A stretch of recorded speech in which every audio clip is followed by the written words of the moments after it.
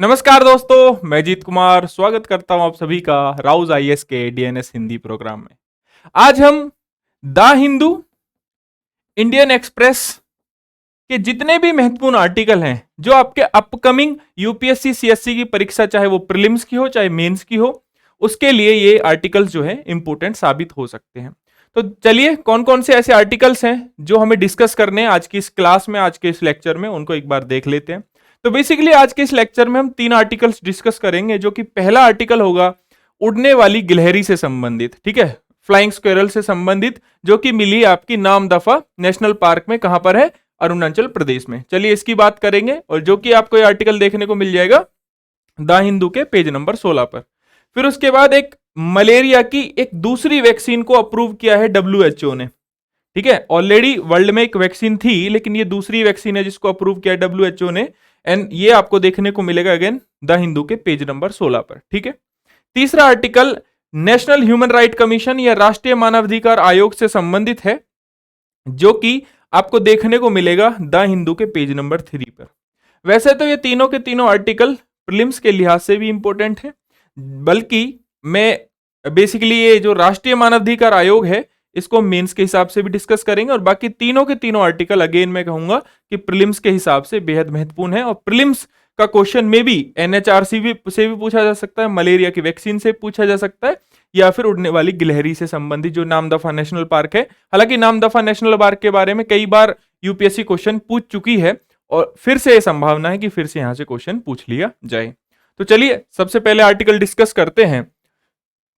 Article का context क्या है पहले ये समझ लीजिए। तो फाइनली क्या हुआ है कि 42 ईयर्स के बाद, 1981 के बाद आपको फ्लाइंग स्क्वेरल देखने को मिली है, या उड़ती हुई जो गिलहरी है वो देखने को मिली है नामदफा नेशनल पार्क में, ठीक है। कहां पर? अरुणाचल प्रदेश में। यह है आर्टिकल का कंटेक्स्ट। हालांकि इसको अप्रैल 2022 में देख लिया गया था, लेकिन आर्टिकल जो है आज ही पब्लिश हुआ है बेसिकली आपका द हिंदू में, ठीक है। तो देखेंगे, एक तो नामदफा नेशनल पार्क के बारे में हमें जानना है, ठीक है, कि अरुणाचल प्रदेश में है तो कहां है, इसमें कौन कौन सी वनस्पतियां पाई जाती हैं, इसका फ्लोरा फोना, ये सारी की चीजें हमें जाननी है। दूसरा, इस फ्लाइंग स्क्वेरल के बारे में भी हमें, या उड़ती हुई गिलहरी के बारे में भी जानना जरूरी है कि बेसिकली इसका आईयूसीएन स्टेटस क्या है, साइट्स की किस कंडीशन में आती है, या किस अपेंडिक्स में आती है, ठीक है, या फिर वाइल्ड लाइफ प्रोटेक्शन एक्ट 1972 के किस शेड्यूल में आती है, किस अनुसूची में आती है, ये भी हमें डिस्कस करना है। तो चलिए बात करते हैं कि आर्टिकल इंपॉर्टेंट क्यों है। क्योंकि ऑलरेडी यूपीएससी इन्वायरमेंट में हर साल, है ना, इन्वायरमेंट एंड इकोलॉजी में हर साल जितनी भी स्पीसीज जो न्यूज में रहती है उनसे रिलेटेड यूपीएससी हमेशा क्वेश्चन पूछता ही रहता है। इसमें कोई नई बात नहीं है, मतलब आपको कोई ना कोई स्पीसीज ऐसी देखने को मिल जाएगी जिससे रिलेटेड यूपीएससी क्वेश्चन पूछता है। तो 2014 हो गया, 15, 16, 18, कहीं ना कहीं किसी ना किसी स्पीसीज के बारे में क्वेश्चन पूछा हुआ है यूपीएससी ने, ठीक है। तो अगर हम इस उड़ती हुई गिलहरी की बात करें तो ये रात्रिचर और वृक्ष पर निवास करने वाली गिलहरी है, या फिर गिलहरी की प्रजाति है, ठीक है। अब ये वृक्ष पर देखिए क्या होता है कि ये उड़ती हुई जो गिलहरी है, आपको इमेज भी दिख रहा होगा यहां पर, तो क्या करती है कि ऐसे नहीं है कि चलती चलती उड़ने लगती है। तो बेसिकली क्या होता है कि एक ट्री से दूसरे ट्री पर जाते हुए क्या हो जाती है, उड़ने लगती है बीच वाले पार्ट में, इस कुछ इस तरीके से उड़ती है, तो इसको इसलिए उड़ती हुई गिलहरी बोला जाता है, ठीक है। ऐसे जो सांप है वो ऐसा नहीं है कि सांप उठा और उड़ने लगा, इस टाइप से बर्ड की तरह उड़ रहा है। सांप भी क्या करते हैं, एक पेड़ से दूसरे पेड़ ही उड़ते हैं, ठीक है। तो वो बोल देते हैं कि देखो ये उड़ने वाला सांप है। तो कलर इसका जो है लाल भूरा और ऊपर सफेद कलर का जो है दिखने को भी मिलती है। हालांकि जो कलर वगैरह है वो यूपीएससी में पूछेगा नहीं, लेकिन फिर भी आपको थोड़ा इसका आइडिया होना चाहिए। तो किन किन क्षेत्रों में पाई जाती है, तो मैं आपको बता देता हूं कि ये एंडेमिक है, ठीक है। अरुणाचल प्रदेश में नामदफा टाइगर रिजर्व में एक ही घाटी तक सीमित है, मतलब यहीं ये पाई जाती है, केवल और केवल यहीं पाई जाती है, यहां के लिए ये एंडेमिक है, ठीक है। दूसरा, ये भारत की स्थानिक जीव है, मतलब इंडिया की एंडेमिक है, जो अरुणाचल प्रदेश के नामदफा राष्ट्रीय उद्यान के एक सीमित क्षेत्र में ही पाई जाती है।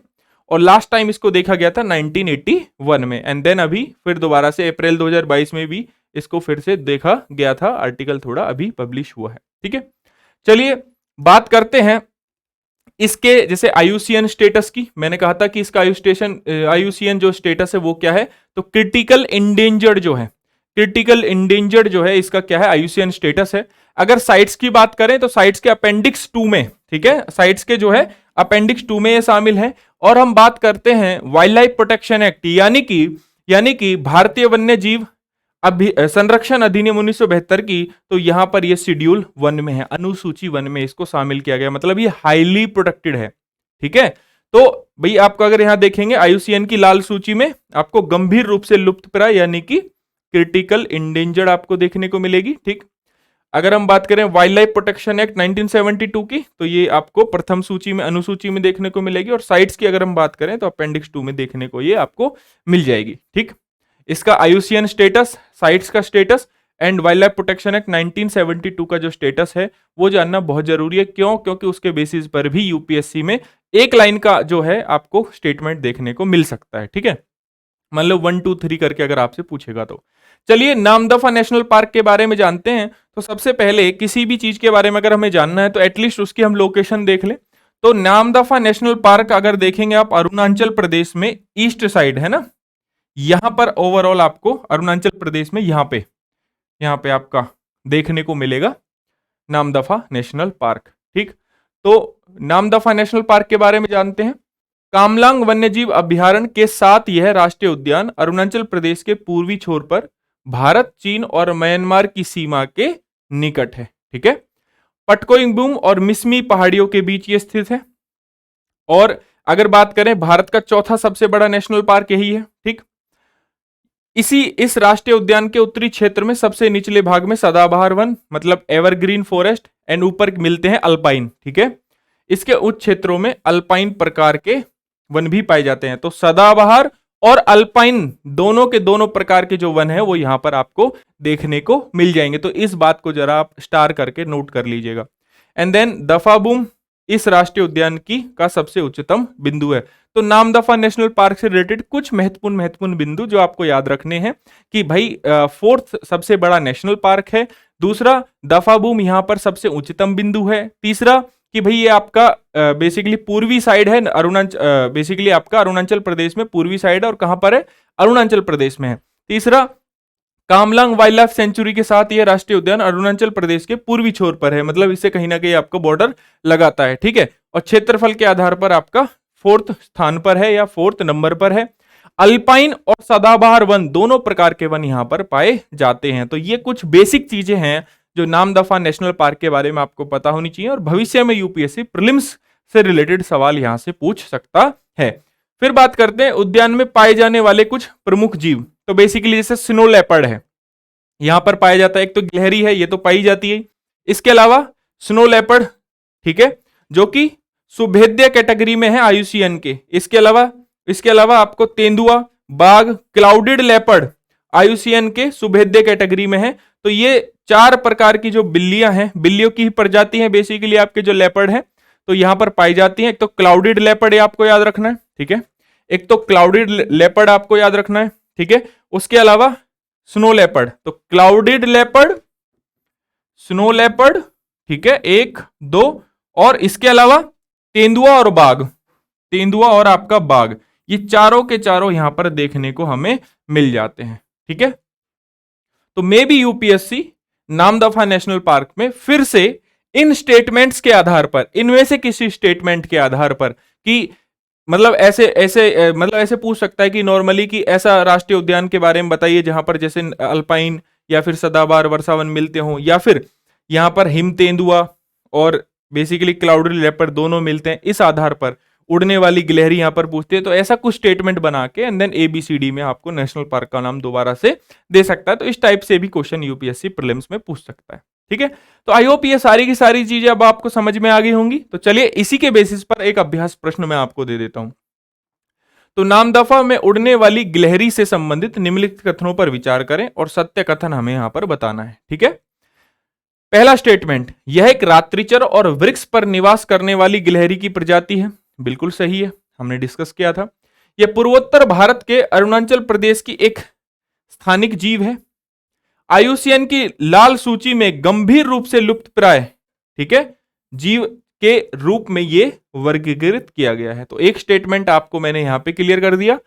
2 और 3 स्टेटमेंट आप खुद देखिए एंड देन अगेन हमेशा की तरह कमेंट बॉक्स में आप इसका आंसर जो है मुझे बताएंगे कि based on the previous information Namdapha में उड़ने वाली जो गिलहरी पाई गई है उससे संबंधित ये ऑप्शन सर सही है। तो इसका आंसर क्या होगा, अगेन आपको कहां पर बताना है, कमेंट बॉक्स में, जिसमें आपको मैं बता चुका हूं कि पहला स्टेटमेंट बिल्कुल सही है, रात्रिचर और वृक्ष पर निवास करने वाली गिलहरी की प्रजाति है। ठीक है, बाकी ये दो स्टेटमेंट आपको देखने की आपने क्या सीखा था और उसके बिहाफ पे इसको आंसर आपको आंसर देना है। ठीक है, चलिए नेक्स्ट हम बात करते हैं अगले आर्टिकल के कंटेक्स्ट की। सबसे पहले कंटेक्स्ट क्या है, तो WHO pre qualify a malaria vaccine by Serum institute.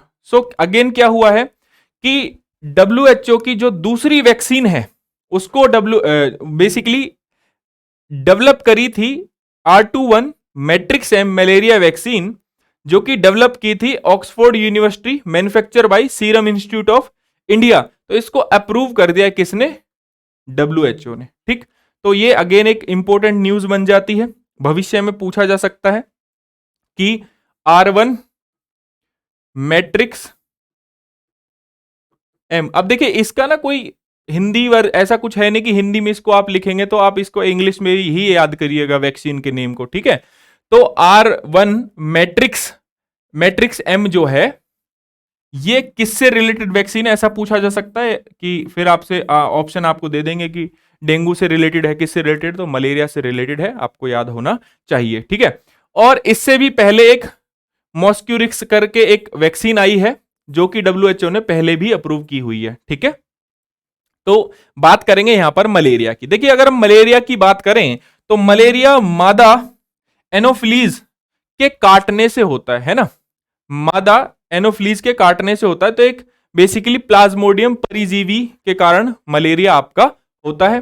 अगर हम बात करें मलेरिया की तो ये अगेन इंपॉर्टेंट क्यों है, ये आर्टिकल जो हम डिस्कस कर रहे हैं अगेन इंपॉर्टेंट क्यों है मलेरिया के बारे में, अगर हम जानना चाहते हैं क्यों, क्योंकि जीका वायरस के बारे में ऑलरेडी यूपीएससी 2016 में क्वेश्चन पूछ चुका है। खैर अगर हम बात करें मलेरिया की तो मलेरिया किसके काटने से फैलता है, मैंने आपको बता दिया कि एक मादा एनोफ्लीज जो है मच्छर है उसके काटने से फैलता है। ठीक है, इसके अलावा ट्रांसमिशन जो इसका है, जो और भी वजह है फैलने की इसकी, है ना, जैसे ब्लड के कांटेक्ट में आने से भी ये फैल जाता है। ठीक, तो मात्र सिर्फ और सिर्फ मच्छर के काटने से नहीं फैलता है। तो अगर हम बात करें क्या लक्षण है इसमें, तो देखिए इसमें जैसे आपको नॉर्मल चीजें तो आपको इसको पता ही होंगी, क्योंकि मलेरिया कभी ना कभी आपने मतलब कभी ना कभी जीवन में बुखार तो हुआ ही होगा ना भाई। तो जैसे कभी कभी डॉक्टर से रिपोर्ट करवाने जाते हैं कि भाई इसको मलेरिया हो गया है, या फिर अगर बारिश वाले सीजन में आप देखेंगे तो डेंगू मलेरिया बहुत ज्यादा फैलता है, तब आपने इसके बारे में जरूर सुना होगा। बुखार होना, ठंड लगना, पसीना, सर दर्द, मांसपेशियों का सिकुड़न और गंभीर जब समस्या हो जाती है तो इसमें क्या हो जाता है, व्यक्ति की मृत्यु तक भी हो जाती है। ठीक है, व्यक्ति की मृत्यु तक भी इसमें हो सकती है। जैसे अगर हम बात करें भारत की ही, तो भारत में 2022 में बेसिकली आपके मलेरिया के केसेस कम हुए हैं 2021 के मुकाबले, है ना। यस, आगे बढ़ते हैं एंड देन इसके बारे में जानते हैं कि यह मलेरिया के बारे में वही जो चीजें मैंने आपको बताई थी कि यह परिजीवी संक्रमित मादा एनोफिलीज मच्छर के काटने से फैलता है और कहां पर पाया जाता है, उष्णकटिबंधीय ट्रॉपिकल और आपका उपोष्ण कटिबंधीय क्षेत्रों में ये पाया जाता है। और कहां पर, अफ्रीका, दक्षिण पूर्व एशिया, दक्षिण अमेरिका, ऐसी जगह, भारत। ठीक है, इसके अलावा अगर इसकी वैक्सीन की बात करें तो अगेन मैंने कहा था कि देखिए दो वैक्सीन है, एक तो पहली, ठीक है, मॉस्क्यूरिक्स के नाम से है, ठीक है, RTS-S/AS01, तो ब्रांड नेम इसका मॉस्क्यूरिक्स है, और दूसरा अभी आप जो अप्रूव हुई है R21 मैट्रिक्स एम, जो कि अप्रूव की है आपकी अगेन WHO ने।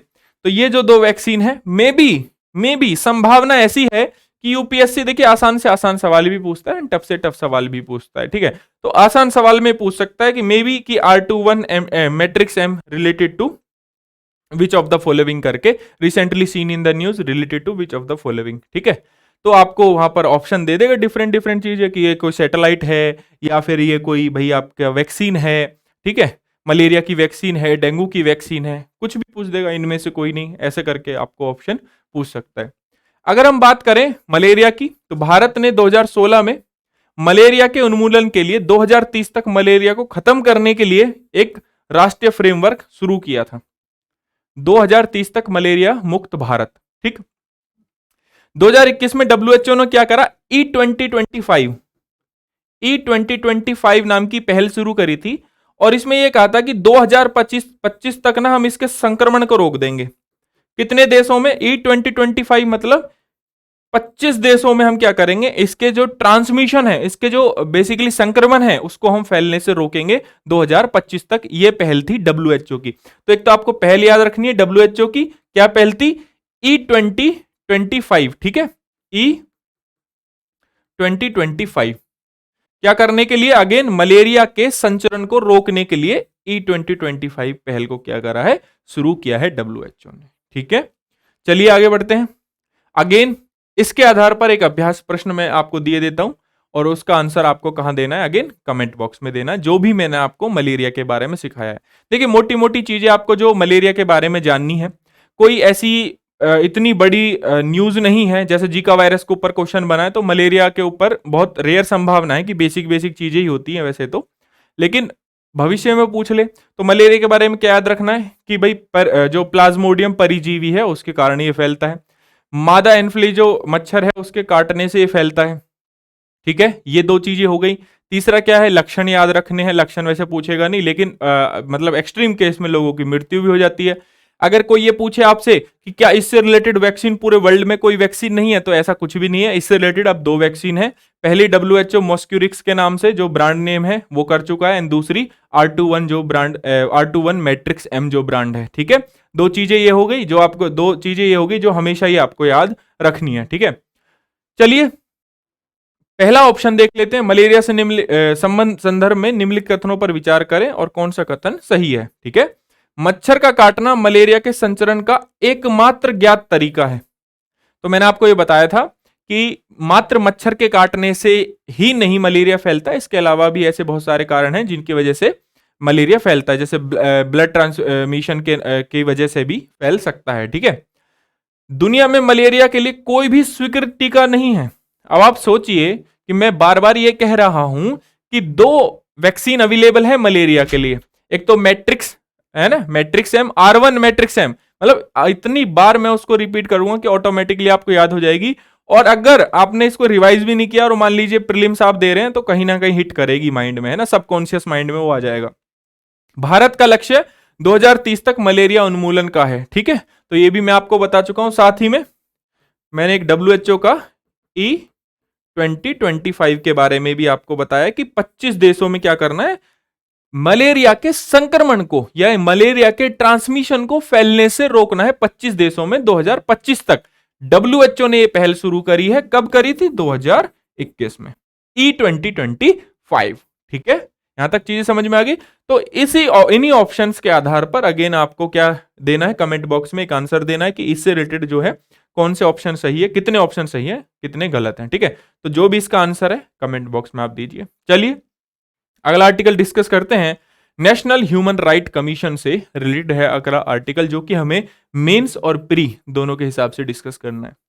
देखिए अगर नेशनल जो कंटेक्स्ट अगर हम समझें आर्टिकल का, तो है कि National Human Right Commission seek report on victim Salwa Judum. अब आप कहेंगे कि ये सलवा जुदूम है क्या? सो बेसिकली सलवा जुदूम एक आपका बेसिकली आपका क्या है? Salwa Judum is a militia of tribal persons. ठीक है, अब इसका एक विद्रोही ग्रुप है। तो अगर सलवा जुदूम की अगर मैं बात करूं, तो सलवा जुदूम वो लोग थे जो स्टेट ने ही तैयार किए थे नक्सलवादियों के खिलाफ लड़ने के लिए। ठीक है, लेकिन बाद में इन्होंने ही हथियार उठा लिए, जो कि स्टेट के लिए उल्टा भारी हो गया।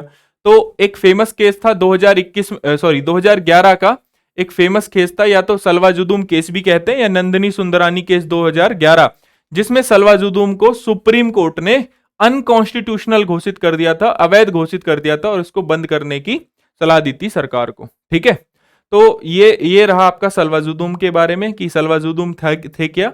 तो उनसे रिलेटेड NHRC का ये जो है बेसिकली यहां पर आर्टिकल जो है प्रिंट हुआ है या छपा है। ठीक है, तो यहां पर हमें NHRC के बारे में जानना चाहिए, एंड सलवा जुदूम के बारे में आप जान ही चुके हैं।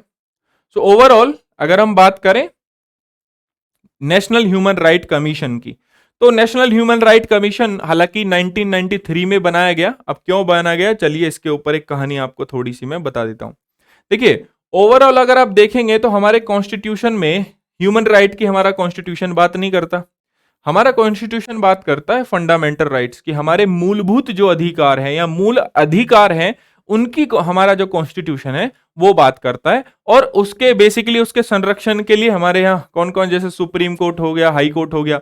लेकिन ह्यूमन राइट्स वॉयलेशन का क्या, जो ह्यूमन राइट वॉयलेशन जो सोसाइटी में होते हैं, मान लीजिए ह्यूमन राइट वॉयलेशन क्या हो गया कि भाई आपने जैसे बंधुआ मजदूर है, ये क्या एक ह्यूमन राइट वॉयलेशन है, ठीक है। मान लीजिए कोई ट्राइबल है, उसको जबरदस्ती एक प्लेस से दूसरे प्लेस आपने क्या करा दिया, एक जगह से दूसरी जगह मूव करा दिया, वो भी क्या ह्यूमन राइट्स का वॉयलेशन है। या फिर बहुत सारी आपने मूवी देखी होंगी ह्यूमन राइट्स के वॉयलेशन पे, जैसे आर्टिकल 15 बनी है, हालांकि ये फंडामेंटल राइट भी है आपका, ठीक है। मतलब मूवी की मैं बात कर रहा हूं कि आर्टिकल 15 आप देख सकते हैं, ठीक है। एक मूवी आई थी, तो ह्यूमन राइट के वॉयलेशन और फंडामेंटल राइट के वॉयलेशन दोनों के दोनों आपको वहां पर दिखते हैं। तो साउथ की एक मूवी है जय भीम करके, वो आप कभी टाइम मिले तो आप देख लीजिएगा।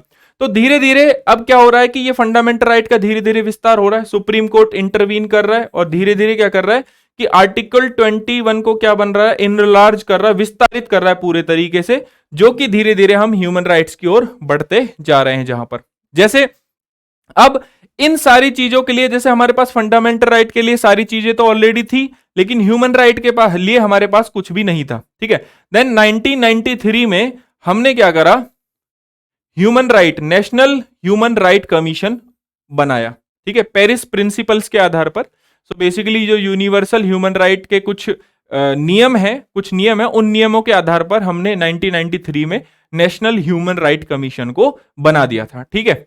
अब ये क्या करता है, अगेन अगर ह्यूमन राइट का या मानव अधिकारों का उल्लंघन होता है तो उसकी सुनवाई करता है। अब इस नेशनल ह्यूमन राइट कमीशन के बारे में जानते हैं कि भैया नेशनल ह्यूमन राइट कमीशन होता क्या है, क्या इसमें ह्यूमन राइट के जो वायलेशन है उसकी या ह्यूमन राइट की परिभाषा दी गई है कि नहीं दी, बना कैसे, ठीक है, या फिर इसका कंपोजिशन क्या है, इसकी लिमिटेशंस क्या है, इसके वे फॉरवर्ड क्या हो सकते हैं, कैसे कौन से ऐसे बेस्ट मॉडल है ह्यूमन राइट के, ह्यूमन राइट कमीशन के जो हम अपना सकते हैं। भारत जैसे मान लीजिए यूके का मॉडल है, ब्राजील का मॉडल है, उसको हम अपना सकते हैं क्या, तो उसकी हम बात करते हैं। तो चलिए सबसे पहले अगेन हम बात करेंगे कि ये 1993 में बना और एक सांविधिक निकाय है। कैसा निकाय है, सांविधिक निकाय है। दो प्रकार के निकाय होते हैं, एक तो संवैधानिक निकाय होता है, कॉन्स्टिट्यूशन बॉडी होता है, एक सांविधिक निकाय होता है।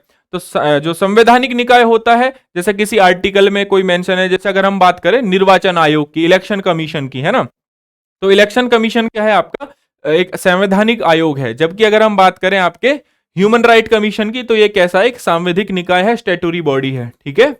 क्यों है स्टैट्यूटरी बॉडी, क्योंकि इसको किसी एक्ट के माध्यम से बनाया गया होगा। तो इसको मानव अधिकार संरक्षण अधिनियम 1993 के तहत, के एक्ट के तहत, बेसिकली अधिनियम के तहत इसको बनाया गया था, इसलिए क्या है एक सांविधिक निकाय है। और अगर हम बात करें मानव अधिकार के संरक्षण की, तो ये करता क्या है, व्यक्तियों के जीवन, स्वतंत्रता, समानता और सम्मान से संबंधित अधिकारों की क्या करता है, सुरक्षा करता है और उनको सुरक्षा को सुनिश्चित भी करता है। एंड अगेन ये जो हमने ये जो नेशनल ह्यूमन राइट कमीशन बनाया, ये बनाया हमने पेरिस सिद्धांतों के अनुरूप, ठीक है। चलिए आगे बढ़ते हैं। अब ये जो आपका एक्ट है मानवाधिकार संरक्षण अधिनियम 1993, इसमें ह्यूमन राइट के जो है परिभाषा भी दी गई है। तो मानवाधिकार को संविधान द्वारा गारंटीकृत या अंतरराष्ट्रीय अनुबंधों में सन्निहित और भारत में अदालतों द्वारा लागू किए जाने वाले व्यक्ति के जीवन, स्वतंत्रता, समानता, सम्मान से संबंधित अधिकारों के रूप में परिभाषित करता है। तो बेसिकली मानवाधिकार संरक्षण अधिनियम में मानवाधिकार की परिभाषा भी दी गई है, ठीक है। चलिए आगे बढ़ते हैं। इसके बाद नेशनल ह्यूमन राइट कमीशन की राष्ट्रीय मानवाधिकार आयोग के संगठन की बात करते हैं, या इसकी बात करते हैं कंपोजिशन की। ये बनता कैसे है, तो सिंपल सी बात है कि देखिए इसमें एक चेयरमैन और 5 मेंबर होते हैं, कुछ एक्स ऑफिशियो मेंबर्स भी होते हैं। अब आप पूछेंगे ये एक्स ऑफिशियो मेंबर्स क्या होते हैं, कुछ पदेन सदस्य भी होते हैं, कुछ एक्स ऑफिशियो मेंबर्स यानी कि पदेन सदस्य भी होते हैं कि वो ह्यूमन राइट कमीशन के, नेशनल ह्यूमन राइट कमीशन के पदेन सदस्य हैं, मतलब उनको वो बेसिकली रहेंगे ही रहेंगे इस बॉडी के अंदर का, ठीक है। तो अगर इसकी बात करूं मैं चेयरमैन की, और 5 इसमें होते हैं मेंबर, तो भैया जो चेयरमैन है वो क्या है, 6 मेंबर कमेटी के द्वारा इसका नाम क्या है, रिकमेंड किया जाता है। अभी मैं बता दूंगा आपको कि 6 मेंबर कमेटी कौन कौन सी है। दूसरा इसका जो टेन्योर होता है वो जैसे 3 इयर्स या 70 इयर्स, जो भी पहले हो, ठीक। अब बात करेंगे कि भैया कौन कौन से व्यक्ति जो हैं आपके बन सकते हैं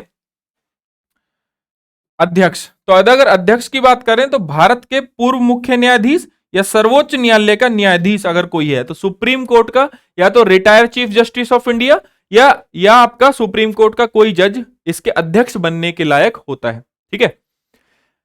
या फिर अगर हम बात करें सदस्यों की, 6 सदस्य समिति की सिफारिश पर राष्ट्रपति द्वारा नियुक्त किया जाता है। तो किसके के द्वारा नियुक्त किया जाता है, राष्ट्रपति के द्वारा इनको नियुक्त किया जाता है। तो मेंबर्स में एक अगेन शेड्यूल कास्ट से कोई होगा, एक वोमेन होगी, है ना, या डिफरेंट जो मेंबर हैं वो इस तरीके 5 जो मेंबर हैं उनका एक अलग कंपोजिशन है।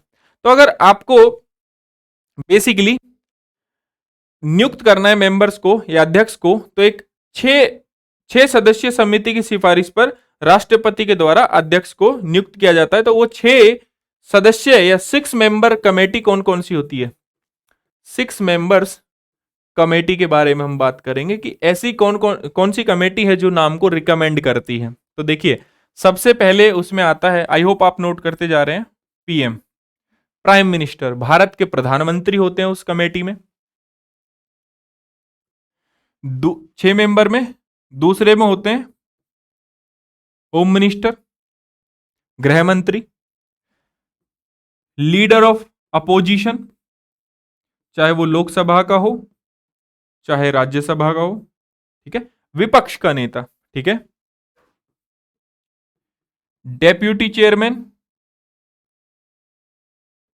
बेसिकली जो उपाध्यक्ष हैं, डेप्यूटी चेयरमैन कहां के, राज्यसभा के, एंड अध्यक्ष स्पीकर कहां के, लोकसभा के, ठीक है। सो पीएम, ठीक है, home minister, leader of opposition Lok Sabha Rajya Sabha, deputy chairman Rajya Sabha, speaker कहां, लोकसभा के स्पीकर। तो ये 6 मेंबर्स की कमेटी होती है जो कि नेम को क्या करती है, रिकमेंड करती है या फिर नाम पर क्या देती है, सुझाव देती है, ठीक है। ये आपको याद रखना है, ठीक। खैर आई होप आप इसका स्क्रीनशॉट भी ले सकते हैं या फिर आप इसको नोट डाउन भी कर सकते हैं, ठीक है। अब हम बात करें इसके पदेन सदस्यों की, ठीक है, इसके एक्स ऑफिशियो मेंबर्स की। तो कुछ एक्स ऑफिशियो मेंबर्स हैं इसके, देखिए जैसे राष्ट्रीय आयोग है ना, राष्ट्रीय अनुसूचित जाति आयोग, राष्ट्रीय अनुसूचित जनजाति आयोग, राष्ट्रीय महिला आयोग, राष्ट्रीय अल्पसंख्यक आयोग। तो ये ऐसे कुछ मेंबर्स होते हैं, कुछ उनके जो अध्यक्ष होते हैं वो कहां होते हैं, आपके नेशनल ह्यूमन राइट कमीशन में होते हैं और इसके ये पदेन सदस्य होते हैं, ठीक। कभी प्रीलिम्स में इसकी कंपोजिशन पे सवाल आ जाए तो मे भी पूछा जा सकता है, कोई बड़ी बात नहीं है।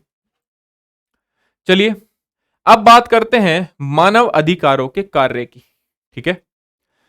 कार्य कौन कौन से हैं, मानव अधिकार के उल्लंघन की जांच करना अथवा किसी लोक सेवा के समक्ष प्रस्तुत मानवाधिकार उल्लंघन की प्रार्थना जिसकी वह अवहेलना करता हो कि जांच स्व प्रेरणा या न्यायालय के आदेश से करना। देखिए ये जो जितने भी मामले हैं, जो भी मामले किसके सामने जाएंगे, नेशनल ह्यूमन राइट कमीशन के सामने जाएंगे, वो 1 साल के अंदर अंदर उनकी शिकायत होनी चाहिए। अगर 1 साल के अंदर के बाद उसकी शिकायत हुई, ऐसा मामला जो 1 साल जिसको जो हुआ है, ऐसा मामला जो ऑलरेडी हो चुका है और 1 साल उसको बीत चुका है, तो ऐसे मामले पर एनएचआरसी जो है संज्ञान नहीं लेता है। ये इसका एक बड़ा ड्रॉबैक भी है, ठीक है। न्यायालय में लंबित किसी मानवाधिकार से संबंधित कार्यवाही में हस्तक्षेप करना, जेलों में जाकर वहां की स्थिति का अध्ययन करना, जैसे कस्टोडियल डेथ्स आपकी हो जाती है, ठीक है, और जेलों में क्या मानवाधिकार का पालन किया जा रहा है कि नहीं किया जा रहा है, इस चीज पर भी ये संज्ञान लेते हैं, ठीक है। मानवाधिकार की रक्षा हेतु बनाए गए संवैधानिक व विधिक उपबंधों की समीक्षा करना, मानव अधिकारों के क्षेत्र में शोध करना, उससे और इसे ज्यादा प्रोत्साहित करना, अवेयरनेस फैलाना लोगों में। तो ये सारे के सारे कार्य हैं आपके राष्ट्रीय मानवाधिकार आयोग के। ठीक है, अब बात करें कि ऐसे कौन कौन से मामले हैं जिस पर नेशनल ह्यूमन राइट्स कमीशन जो है, यानी कि मानवाधिकार जो आपका आयोग है, वो शिकायतों को एंटरटेन नहीं करता है या शिकायतों पर विचार नहीं करता है। मैंने अगेन दोबारा बताया कि भाई जिस मामले को 1 साल से ज्यादा हो चुके हैं और 1 साल बाद आप उस मामले की शिकायत कर रहे हैं तो उनको वो एंटरटेन नहीं करेगा। जैसा दूसरा मामला जो गुमनाम है या अस्पष्ट है तो उसको वो एंटरटेन नहीं करेगा। तीसरा, ऐसा कोई मामला जो न्यायालय के विचाराधीन है, ऐसा कोई मामला जो न्यायालय के विचाराधीन है, तो ऐसे अगर किसी शिकायत पर नेशनल ह्यूमन राइट्स कमीशन में जाया जाए तो वो उसका एंटरटेन नहीं करता या उस पर सुनवाई नहीं करता है। ठीक है, अब नेशनल ह्यूमन राइट्स कमीशन की कुछ सीमाएं भी होंगी। जैसे अगर हमने नेशनल ह्यूमन राइट कमीशन के बारे में जान लिया कि देखो नेशनल ह्यूमन राइट कमीशन आया कब, 1993 में आया। अगेन क्यों आया? क्योंकि जैसे हमारे यहाँ फंडामेंटल राइट का भी कॉन्सेप्ट है, ऐसे ही हमें ह्यूमन राइट्स को भी क्या करना है, वॉयलेशन, उनके वॉयलेशन होने से भी बचाना है, साथ में सबके मानवाधिकार को हमें सुनिश्चित भी करना है। ठीक है, और यही एक जो राष्ट्र होता है, यही उसका एक लक्ष्य भी होता है। ठीक है, तो हमें ये करना। अब जैसे राष्ट्र की अगर हम बात करें, है ना, तो नॉर्थ कोरिया में अगर नेशनल ह्यूमन राइट कमीशन बनाया भी गया या कमेटी बनाई भी गई तो उसका कोई फायदा होगा दोस्तों? कभी फायदा नहीं होगा। क्यों? क्योंकि वहां का जो सुप्रीम लीडर है वही उसका अध्यक्ष होगा, उसी के खिलाफ सारी क्या होंगे, उसके खिलाफ ही सारे केसेस होंगे, वही उसमें सुनवाई करेगा और वही इसमें दंड देगा। ठीक है, तो वहां नेशनल ह्यूमन राइट कमेटी जैसी अगर कोई चीज बनी तो उसका कोई फायदा भी नहीं है।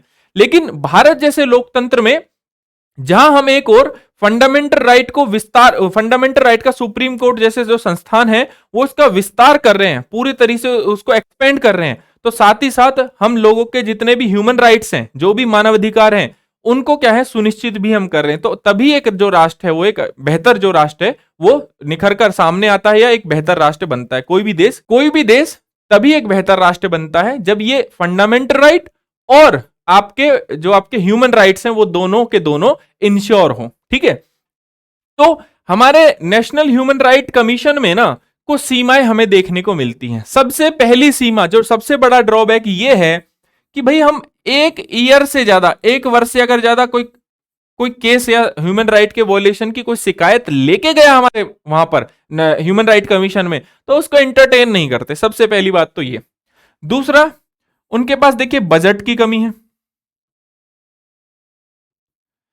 तीसरा, ये एक सांविधिक निकाय है, मतलब ये अपनी प्रकृति में केवल और केवल सुझाव दे सकती है, इसके निर्णयों को लागू करना ना करना ये पूरी तरीके से सरकार के हाथ में होता है। ठीक है, किसके हाथ में होता है? सरकार के हाथ में होता है भाई। ठीक है, अगर मैं बात करूं तो एनएचआरसी में जो सदस्य हैं, मेंबर्स हैं, उनकी क्या है? कमी है, और इसकी वजह से जो केस है उसकी पेंडेंसी जो है वो बहुत ज्यादा बढ़ गई है।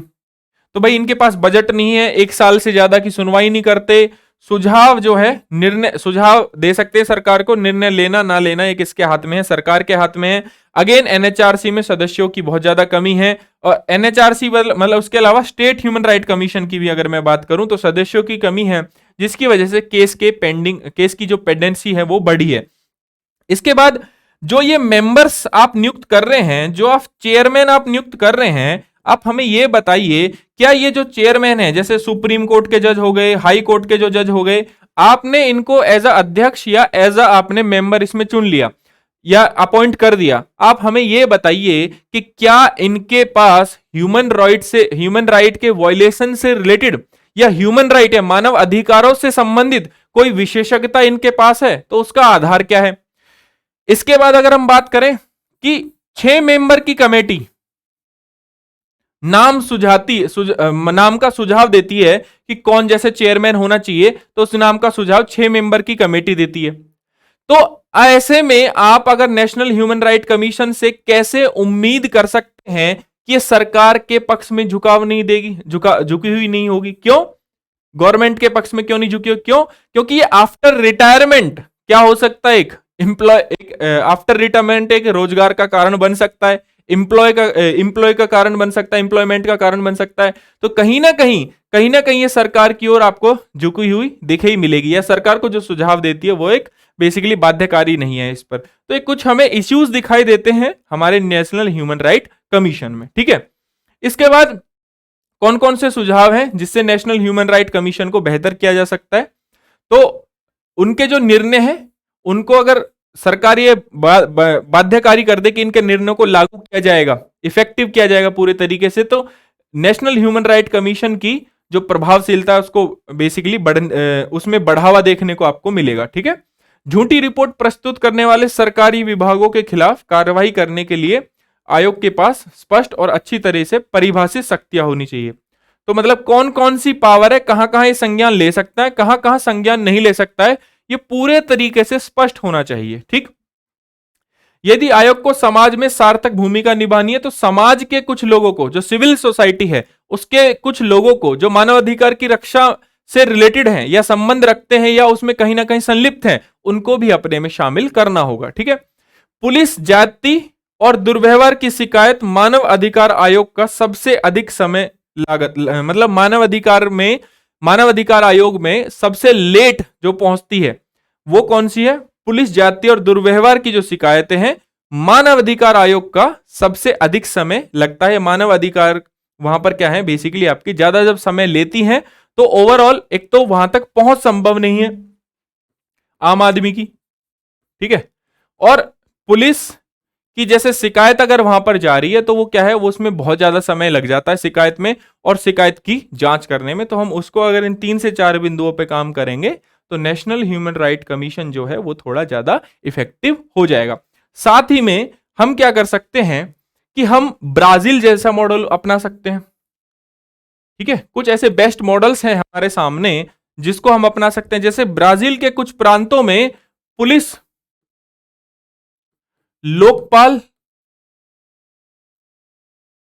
कार्यवाही आयोग भी है ना। ऐसा कुछ एक पुलिस की शिकायतों की जांच में अगर दुर्व्यवहार में ज्यादा समय लग रहा है तो हम क्या कर सकते हैं, पुलिस लोकपाल कार्यवाही आयोग टाइप का कुछ बना सकते हैं, ठीक है। पुलिस लोकपाल कार्यालय हम अलग से बना सकते हैं।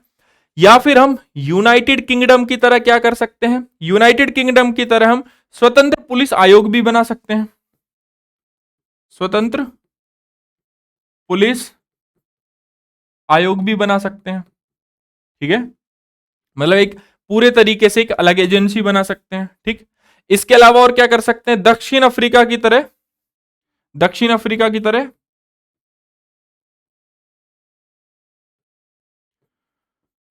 स्वतंत्र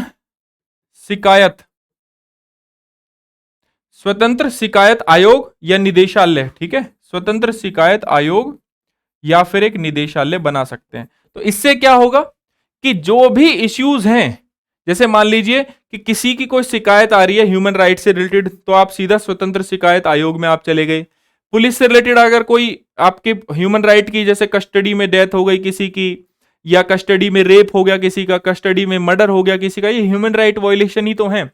तो पुलिस लोकपाल कार्यवाही में आप जो है शिकायत कर सकते हैं सीधा। इस टाइप की कुछ ही एक नई एजेंसी की रिक्वायरमेंट तो भारत में दिखाई पड़ती है। इसके अलावा पुलिस का जो दुर्व्यवहार होता है, ठीक है, उसके खिलाफ भी यहां पर जाया जा सकता है। तो ऐसा कुछ हम मॉडल अपनाकर चीजों को थोड़ा बेहतर कर सकते हैं, ठीक है। तो ये रहे कुछ सुझाव और कुछ सीमाओं के आधार पर ही किसी भी टॉपिक में जो है सुझाव दिए जा सकते हैं, और कुछ ऐसे बेस्ट मॉडल वर्ल्ड में अगर जिनको हम अपनाएं तो हमें जरूर इसका फायदा होगा, ठीक है। तो राउज आईएएस के डीएनएस हिंदी प्रोग्राम में आज के लिए इतना ही। मिलते हैं नेक्स्ट लेक्चर में। Thank you so much guys.